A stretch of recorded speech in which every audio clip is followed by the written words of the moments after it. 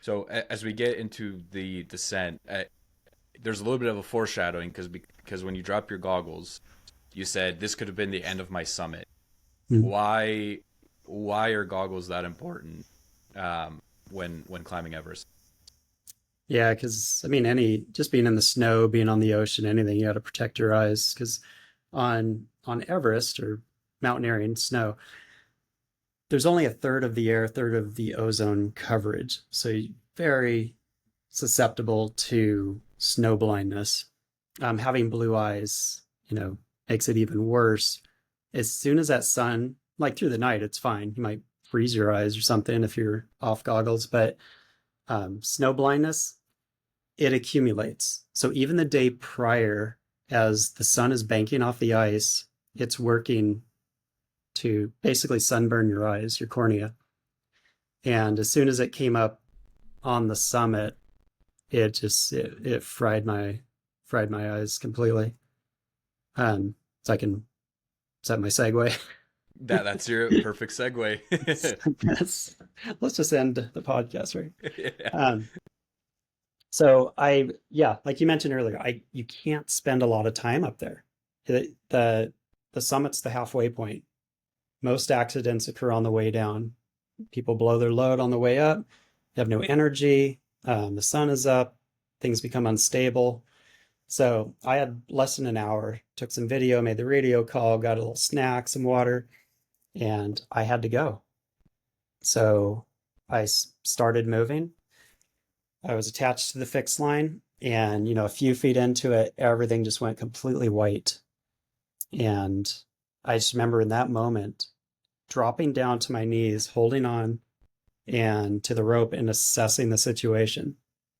I was at the highest point in the world, completely alone, and I was blind.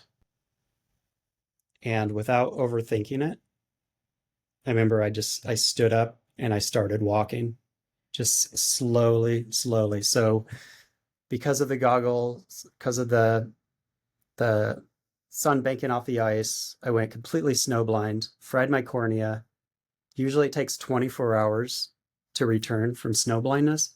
I wouldn't regain my eyesight for over a month and a half. So clearly I didn't have that. No one was coming to get me. I started moving. I didn't I I knew as I was moving that there was a high percentage chance I would not survive, but I never once thought about that. That's what causes panic.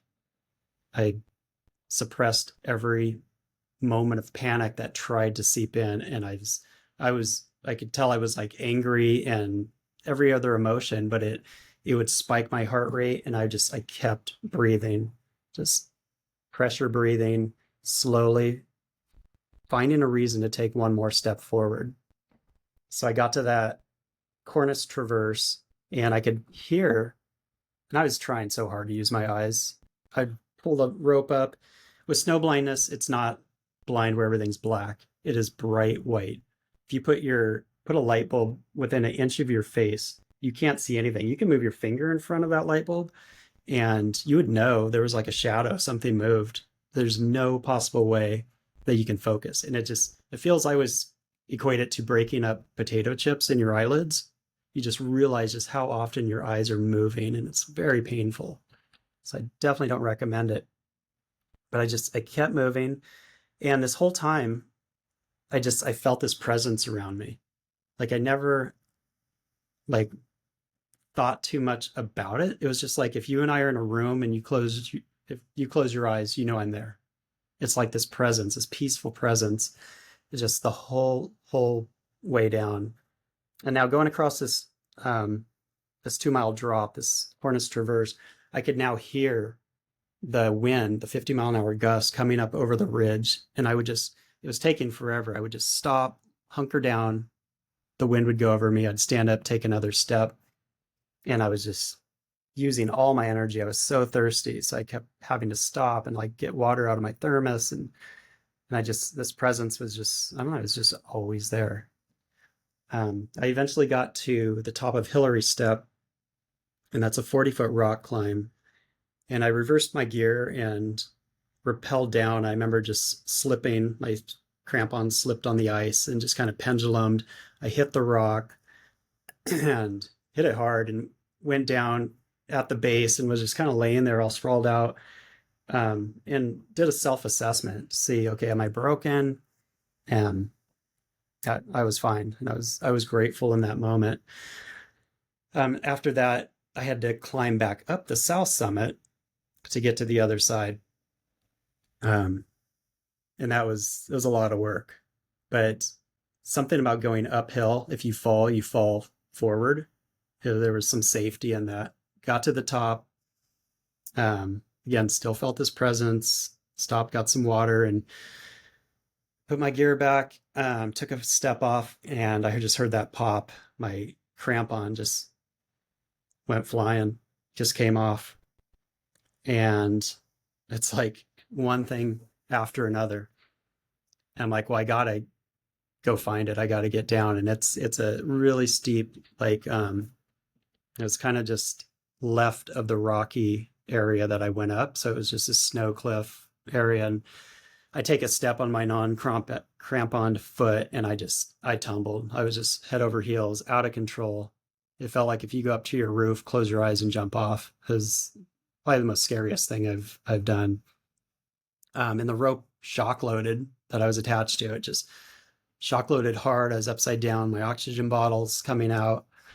And so I'm laying there upside down. My heart is just ripping out of my chest.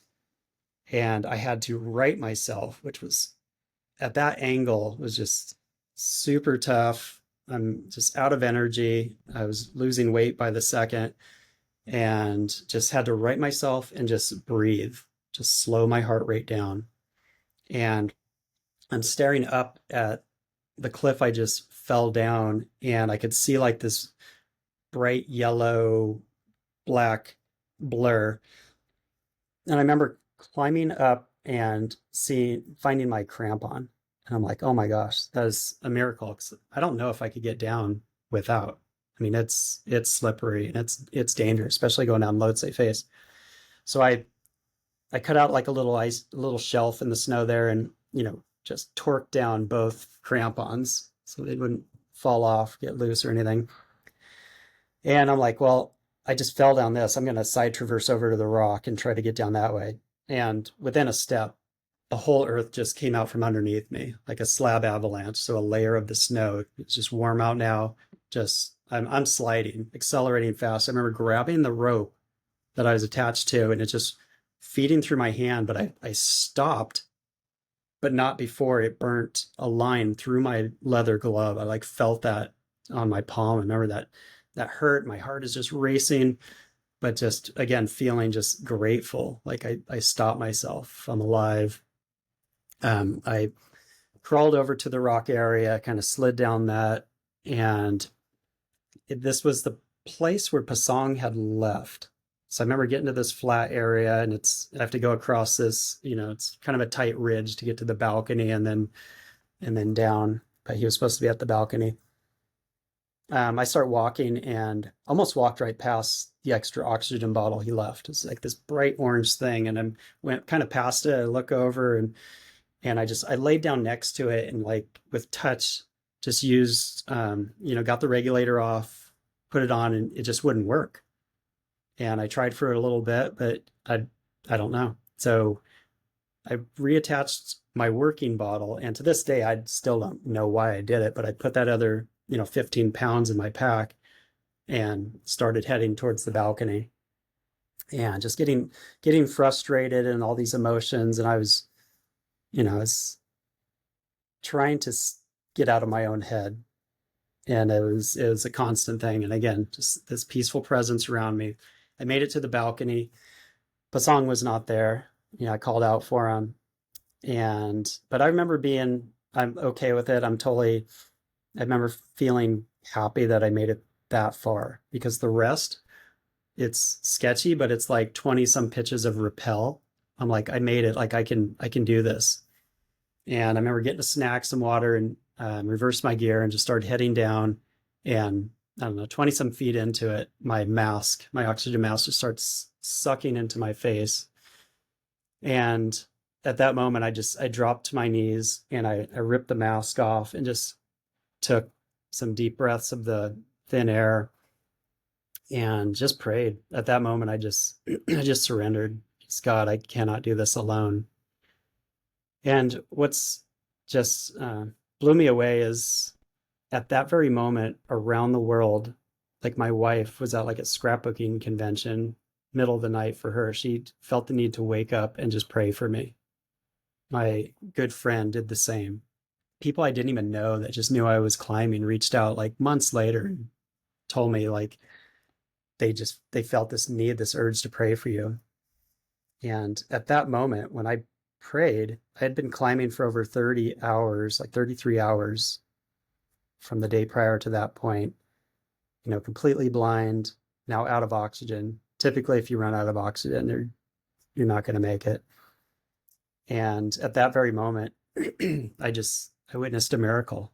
It felt like somebody reached down and lifted me to my feet. And I had this unexplained energy. It was like instantaneous. I First thing I did was try the other oxygen bottle and I got a positive flow. And I remember taking like 5 deep breaths and the pain, I've never experienced like this, the pain of the life re-entering my body. It was like fire down through my veins. Like I could just feel it. It hurt. And I put my other oxygen bottle back, the empty one, in my pack and didn't overthink it. Just started rappelling down as fast as I could, which is still super slow, but try not to like catch a cramp on and fall, coming in and out of the anchors, using touch, using sound, and got down to the last quarter mile, this area called the Ice Bulge. And I remember just stopping and looking out and just wondering, like, did I die? Like, I remember thinking, like, if this is heaven, this sucks.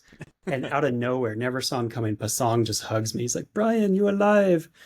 And he had walked the quarter mile out, saw me. He's like, your eyes no work. I'm like, no kidding, dude. He's like, I'm so sorry I leave you. And I'm like, no, don't worry about it, dude. And I'm pretty chill. So he helped kind of guide me back. I'm tripping over rocks and everything, got into the tent. And Everest is funny because you got to prove that you've summited. So I like throw him my camera. He's looking at it and everything else. And I pretty much just laid down and I think I slept for like 15 hours straight. My eyes were glued shut. I'd lost 20 pounds in that time frame. And in fact, I think in the book too, I have the picture. I kept waking up and like taking selfies, and it's pretty disturbing. Um, just I think even if you haven't been snowblind, but for me to look at them, it is. But still had to get down the mountain. So the next day, had to get down Lhotse Face. And that's where I called my wife for the first time. I had someone had a sat phone and called, and she had already heard that I'd summited, but had no clue about everything. And I just remember just, in and out of tears, just stop talking for a sec. Like I soloed the mountain and I'm blind. And then the phone cut out and I couldn't get her back. So it's like I own the highest selfie and the worst phone call in history. So bad. But the next day I got through the Khumbu Icefall, which is just insane without vision, and going across the ladders and everything.